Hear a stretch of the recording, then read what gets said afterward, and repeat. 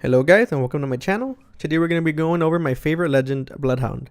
Now, I will be doing a guide for all legends, so make sure you stay tuned for that. And if you're new to the channel, be sure to drop a like and hit that sub button so you won't miss any of my future content. Alright guys, let's get into it. Now, I've been going through some forums and Reddit to see what the general thought of Bloodhound is, and for some reason the majority of players tend to think that he's not meant for slaying, but instead a support character that chills in the back. Now, in my opinion, that's completely wrong. While that can be a decent way of playing him, I believe that Bloodhound's potential is much higher than that. In my opinion, Bloodhound is one of the best slayers in the game and has the ability to be a good shot caller with the kit he has. Okay, so now we're going to start with his passive ability, which is Tracker. This ability lets you detect clues left behind by your foes. You can see if somebody has been there and how long ago they were there in actual time. If somebody vaulted over a wall, for example, it will actually tell you that he vaulted over the wall and tell you how many seconds it's been since he was there. This can lead to many opportunities, and this is why I think he is such a great shot caller. You pretty much know when you're right behind a team with the clues provided to you. With this information, you can then decide if you want to engage the enemy or avoid them altogether. This means that you have the option to choose your fights, which is a really strong advantage. This can also help you out if you've injured somebody to very low health and they try to escape. Bloodhound's name reflects his hunter-like playstyle. Once you hurt somebody enough, there's almost no escaping if you can track them properly. This means that he's a great 1v1 character or somebody who can just finish team fights extremely fast. Being able to track somebody that you know is hurt and singling them out is a fast way to secure the team fight win. Now let's take a look at an example where I find footsteps and I follow them and that lead is behind a team. Now, it was my bad. I should have called this out to my team the second I saw the footsteps, but we still came up right behind them and we were able to get the win. Just Like in game or? yeah,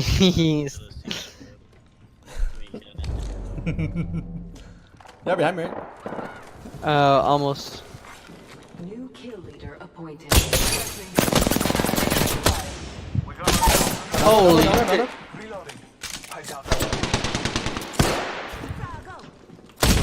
Down low.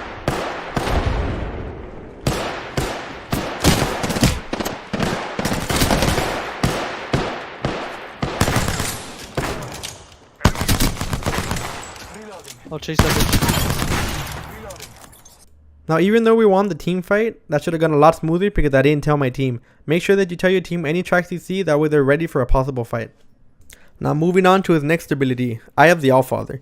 Now, in my opinion, this is one of the best abilities in the game. This ability allows you to see enemies, traps, and clues through all structures and a short distance around you.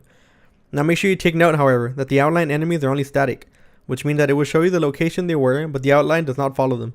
If they are aware that you eyed them, they will most likely move, and that's the biggest tip I can give you for this ability. Oh, I have a blue helmet. by me. I'm away. 3 people by me. Oh, wow. Yeah. I'm dipping. After seeing their outline, head to where you think they're going, not where the outline actually is. Most likely than not, he noticed your ability and is going to move quick to mess with you and find a better location to take you on. Another thing that you have to remember with this ability is that the range is actually pretty low. In order to get the most out of it, make sure you avoid using it in open areas where you have large lines of sight and focus on using it around buildings. If you can get in the building, then using it right in the middle is the best way to get the most out of it. If you don't want to enter the building, then make sure you stand right next to it so that the majority of your ability range scans it. Now, you have to be smart when it comes to using this. If you use it poorly, it can actually hurt you since you'll be following the outlines instead of attempting to guess the enemy's next move. You're going to be so focused on where you saw them and they're going to end up behind you or run away completely. Now, because of this ability, I consider Bloodhound to be one of the best endgame characters. The smaller the circle gets, the stronger Bloodhound becomes. Okay, now for his ult. His ult is called Beast of the Hunt and is actually more useful than people think. Once you begin your ult, your screen will turn gray and every enemy within your line of sight will turn orange. This ult is very good when in large open areas if you want to scan for people without having to thoroughly check yourself. Along with this, your senses are enhanced and you see way more tracks. You'll be able to hear people extremely well while this is active, and this is why I believe he's one of the best slayers in the game.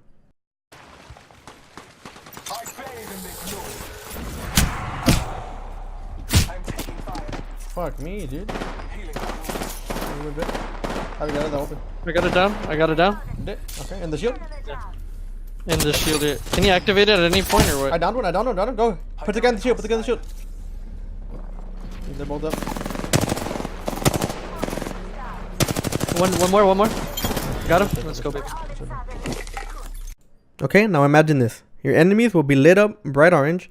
You're going to be able to sound horror like never before. And you're going to be able to see way more tracks than you normally would, which gives you the ability to literally chase somebody's every move. This ult sounds really good, right? Well, the one thing that makes this ult even better is the speed you get. Once the ult is activated, you can move extremely fast. This opens up a lot of opportunities for plays and counter plays. First, let's start with the counter plays. The speed increase you receive makes this the best escape in the game. While you don't turn invisible like Race, the speed is enough to get you out of almost any situation if you play it right. If you're being hit by a group where your team is far away, you can just ult and hightail it out of there before they even know what's going on. Okay, so now we're going to talk about Bloodhound's bread and butter and aggressive plays. The speed gives you the chance to create insane flanks on the enemy. If you take pop shots at a squad, then haul it to a different location, you can catch them off guard and actually make it seem like there's more of you than there really is. It lets you control the tempo of the team fight, and you have to be sure to use it creatively. If you're ulting, then don't stand still. Run around and try to make plays and let your teammates hold down a position while you flank. This can be even better when you run Bloodhound with a Race, since both of them together can cause a havoc on a team if they don't track both of your movements properly. They lose track of one of you and you'll end up behind them before they can even respond. So there you have it, guys. That's my guide on my personal favorite legend, Bloodhound. I hope you guys enjoyed it and I hope you guys got something out of it. Hopefully you can use these tips and with your team you can win a lot more battles. So yeah, guys, that's about it. I hope you guys enjoyed the video. I'm going to do more guides on more legends. Be sure to leave a comment if you want a certain legend or a guide on a certain character. And I'll get on it right away. So I hope you guys enjoyed the video. Hope you guys are enjoying the game as well. And I will see you all in the next one. Take it easy, guys. Inside. Out of ammo. Let's go! Let's go, baby! Good shit, Fucking go, son! Good boy. Good. Woo. Yeah, let's get that shit. Get that shit. Dude, I went off, dude. How many kills did I get? You are the Apex champions. Yay. Let's go. Good shit, Lino. 9 kills, dude? Let's go, Damn. son. 7 kills.